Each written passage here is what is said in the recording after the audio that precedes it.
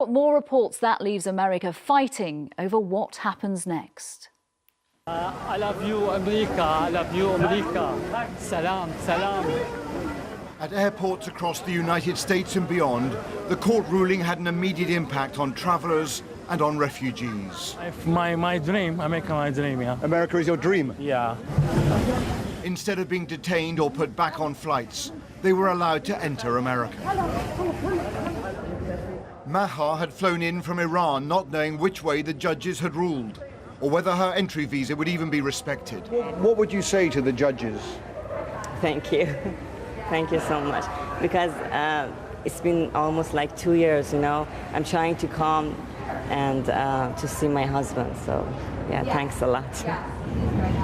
Immigration lawyers representing refugees spoke of their relief when the news broke of the federal court ruling. I'm incredibly excited. I wanted to walk into the airport and just start screaming, like, we won, we won. Within just a couple of hours of the court ruling, and these Iraqis have been allowed in. America's door still open to refugees, thanks to those 3 federal judges.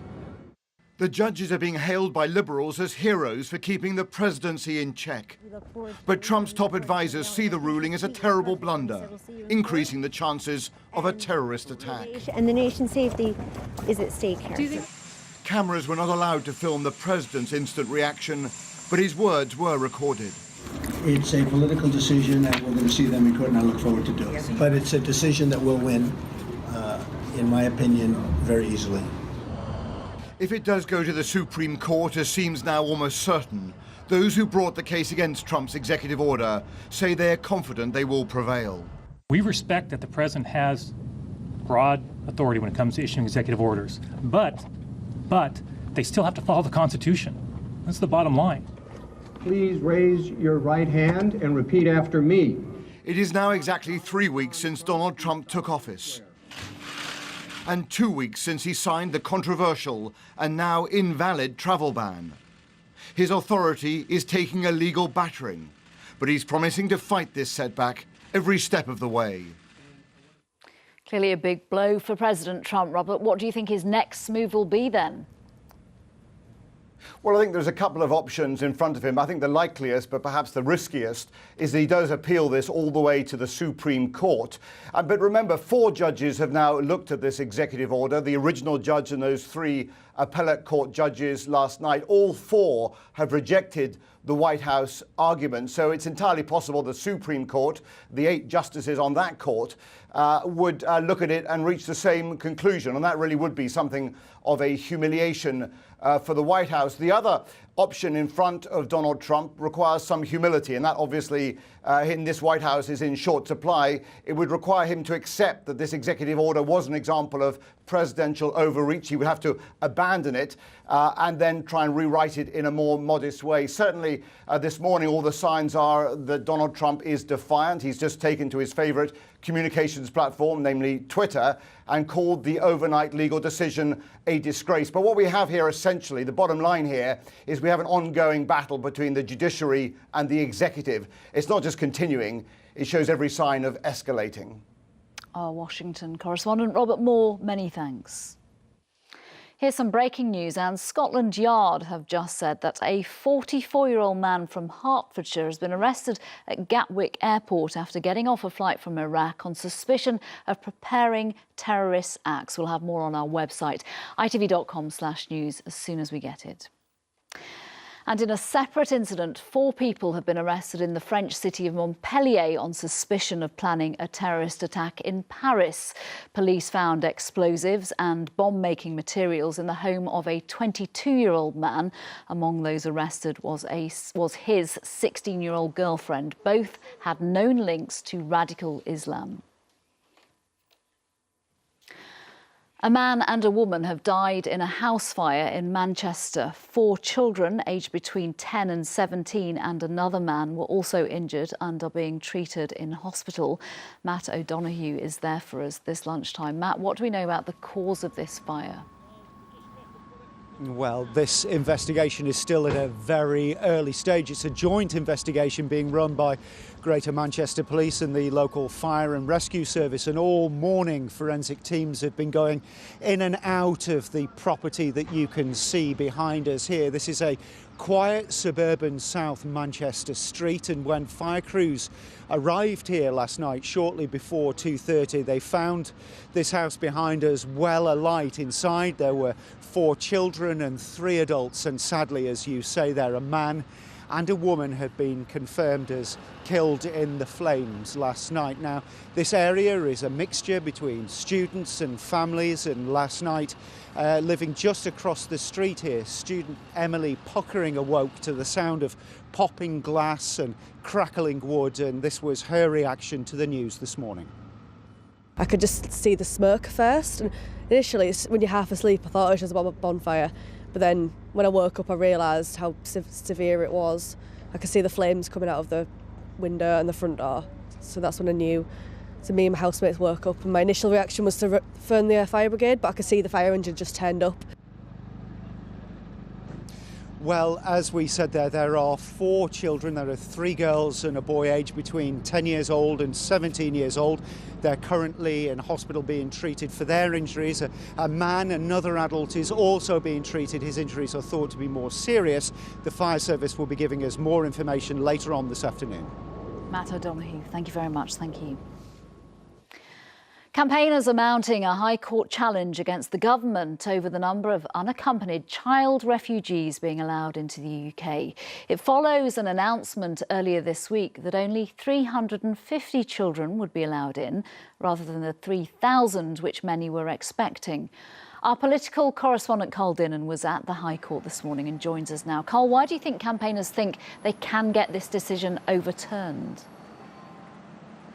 Well, they believe that the Home Secretary has got her actions wrong in law, in the way that she has implemented this scheme, the so-called Dubs scheme. The 2 main things they think that she has got wrong. Firstly, they think that she failed to properly consult local authorities to find out just how much capacity they had for taking in these unaccompanied refugee children. And then secondly, they think that she drew the criteria for selecting which children were allowed to come here from Europe far too narrowly. Now, Lord Dubs himself, who inspired this scheme, was in court this morning, and he explained to me why he thought the Home Secretary had drawn the criteria too narrowly. The only ones that will qualify will be from Syria and Sudan. Now, the United Nations Convention on Refugees doesn't do it that way.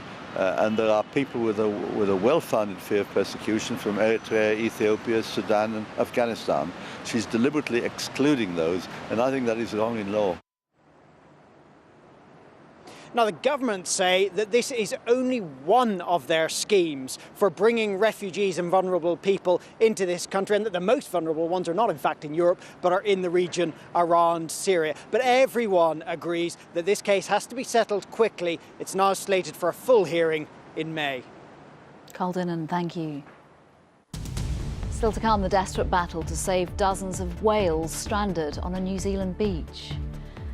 And why these animated figures have helped reveal the science behind looking good on the dance floor. Before those stories, we reported a huge rise in cancelled operations earlier in the programme. But what impact can that have on an individual patient, especially one who has cancer?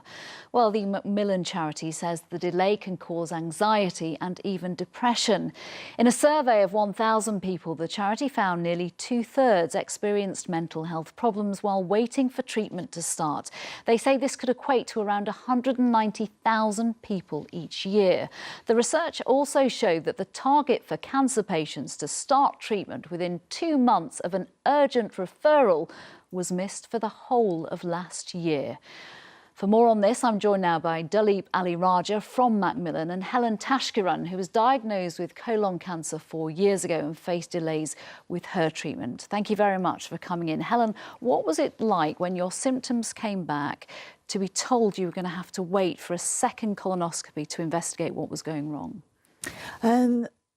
First of all, I had a colonoscopy where it had polyps, and then I was told I was going to have an urgent colonoscopy. Yeah. It took me 9 months to get that urgent colonoscopy through, and all during that time I was waiting to find out if I had cancer, whether my cancer had come back. How did you cope with that? So they used the word urgent, and then Yes. you had nearly a year's wait. How mentally do you deal with the fact that they're flagging up this is serious potentially, but you're having to wait? You get very anxious, you get very depressed, and you're very scared because you apparently may have this thing that you thought you've beaten and it's come back, and it's like a sword hanging over your head. You don't know whether you're actually going to live, whether you're going to die, whether this is going to be the last time. And it has an impact on your family life because you're trying to stay positive for your family, but your family are also worried, so sometimes you're trying to keep that away. You wake up in the night. I used to wake up in the night with panic attacks. Helen's story is awful, but she's not alone, is she? And presumably, if the NHS doesn't tackle this, then there will be the cost to the NHS of treating people with serious mental health problems. If we're talking about depression, that's going to cost the NHS in a different way.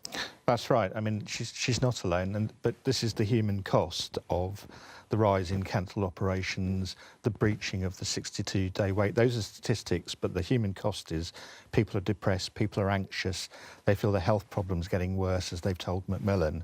And I think that it just shows that, I mean, the government's got a very good plan for transforming cancer care. They want an ambition of a 4-week wait.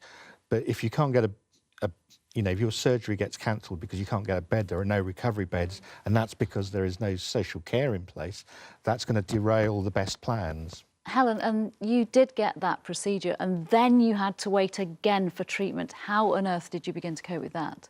That's right. I was told that, yes, your cancer's come back and we will get you in urgently again. And I waited another 4 weeks to go into hospital. So by that time, I was at my wit's end. I ended up being put onto antidepressants. Goodness. Helen, thank you so much for sharing your experience with us. And Dilip, thank you very much for coming in to talk about and highlight this issue. Thank you both. Thank you. The energy provider Scottish Power has increased its prices on some annual bills by nearly 8%. It follows nPower's 10% rise last week. But British Gas says it will extend a price freeze for its customers on its standard energy tariff until August. Volunteers in New Zealand are racing to rescue stranded whales after more than 400 beached themselves in one of the country's worst recorded cases. The pod of pilot whales washed up on the remote Farewell Spit on New Zealand's South Island last night. More than 300 of them died. And now locals and conservation officers are using the high tide to try to refloat the rest. Ivor Bennett has this report. Dawn revealed a heartbreaking sight. A beach known as Farewell Spit, cruelly living up to its name. More than 400 of these beautiful creatures became stranded late last night. Officials couldn't attempt to rescue until morning because it was too dangerous in the dark. By then, though, 300 of the whales were already dead. Yeah, this is the third largest mass stranding that we've recorded in our history, and so it's a very large one. Logistically, it's a massive undertaking. Anybody that doesn't have a sheet over their whale? Hundreds of people joined efforts to save the survivors, trying to keep the whales cold and damp on the beach as they waited for high tide. Some even singing to the animals to ease their distress.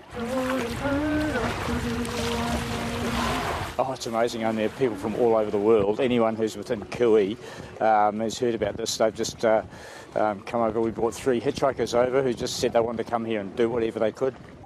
It's still not really known why this happens. Scientists suggest whales can become lost or injured. This spot is notorious for beachings because of its huge tidal range. When high tide did finally come, the whales were refloated. Volunteers formed a human chain in the water to stop them swimming back, but some still got through. Conservationists aren't giving up hope of saving them, but their next window isn't until tomorrow. By then, it could be too late. Ivor Bennett, ITV News. Reminder of our main story, the number of operations cancelled by the NHS in England has jumped by 16% in 12 months. Finally, this lunchtime, are you a disco diva or more of an Ed Balls? Now, psychologists have revealed the science behind why some dance floor moves are more attractive than others. A study concluded that hip swinging and keeping synchronised with the beat are more likely to provoke admiration than a more reserved approach. Sangeeta Kandola has the details. There's the great, the impressive, the dad dancing, and, well, the ever so slightly awkward. But whatever shapes you throw, if you want to be deemed a good dancer, at the very least, apparently there's a science to owning the dance floor. Researchers at the University of Northumbria recorded the moves of 39 women dancing to a drum beat before animating them and getting both sexes to rate them. On the left is an example of what not to do if you want to be rated a good female dancer. Note the slow sway and the feet locked to the floor. The woman on the right, though, is a good dancer, according to the 200 men and women who rated her for good hip swinging and arm waggling shapes. You think you might be dancing for fun, but the experts say there could be a deeper meaning. It is highly likely that females are dancing not just to impress males, they're also dancing to show off to other females how good they are. In males, we found that male dance moves, it's all about the upper body, the kind of shoulders, neck, head, chest. It's actually signalling the strength of the male. Stronger men are rated as being better dancers. Describe for me what you think makes a really good dancer. Or someone who could just move quite a lot of the hips. Somebody who's got the moves and the rhythm and obviously the rhythm, because if it's not the rhythm, it's not dancing. You can always improve your dance moves. It might just take a bit of time and practice to get it right. Sangeeta Kandola, ITV News. Brilliant moves there. That's it this lunchtime from me and everyone on the team for now. Bye-bye.